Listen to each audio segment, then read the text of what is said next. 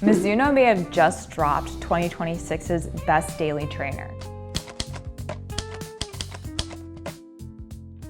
This is the Mizuno Wave Rider 30. Founded in 1906 in Japan, Mizuno originally started off as a baseball company, but in 1997, Mizuno dropped the Wave Rider, known for its wave plate. This is the 30th edition of Mizuno's Wave Rider line. I'm going to talk about the differences between the Wave Rider 29 and the Wave Rider 30.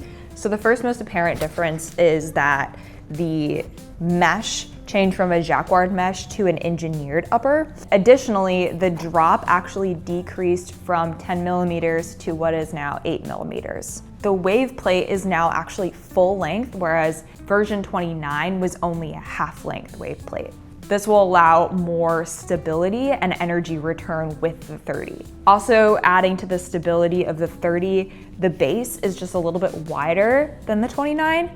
So that will just allow a more natural stabilizing feature in this shoe. Additionally, the rocker is a little bit more pronounced, so you're gonna have a smoother transition and toe off. And the midsole was actually redesigned to shave weight while also keeping durability. So we have that dual density foam going on. This is going to be your neutral cushion daily trainer.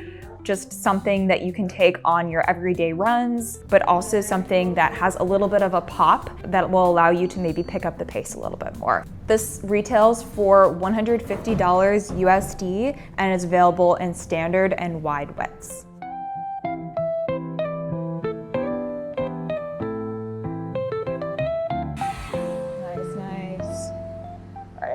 Honestly, first thought putting these on, they fit really snug on my narrow feet, which I do like, but I think the lacing system is fairly accommodating. So if you do have a wider foot, these should fit just fine as well.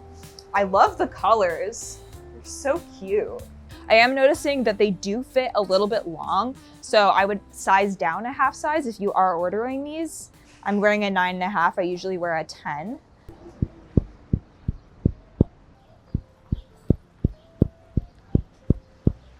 Honestly, I'm a huge fan of the foam. That dual density foam I'm noticing is really squishy, but also I feel supported in this shoe. I do notice that the toe off is really nice. There is a nice pop in these shoes. So just like a little bit of a step up from your typical daily trainer. Usually I would compare the Mizuno Wave Rider to the Brooks Ghost, and I feel like this just adds a little bit extra fun to the ride. Overall, the fit is really snug. I feel like it stays on really well. I also kind of like this little pull situation. I really feel locked in, and you also have the ability to do that runner's knot. The mesh feels really nice. Lacing system is awesome.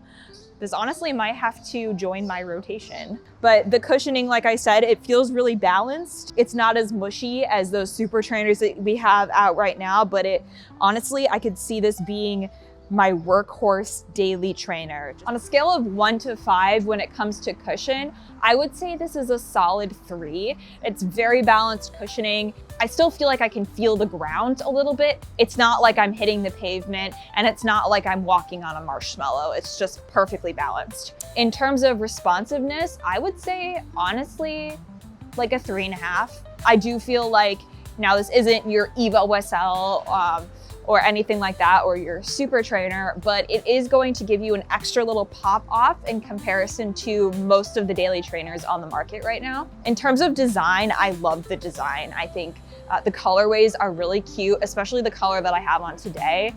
When it comes to value, retailing at $150 USD, this is like a really good value daily trainer, especially with the wave plate technology, the really cool colors, the amount of durability that they have with the outsole and the foam. I would say on a scale of 1 to 5 when it comes to value, I would put it at a 4.5. My overall ranking for the Mizuno Wave Rider 30 will be a 4 out of 5.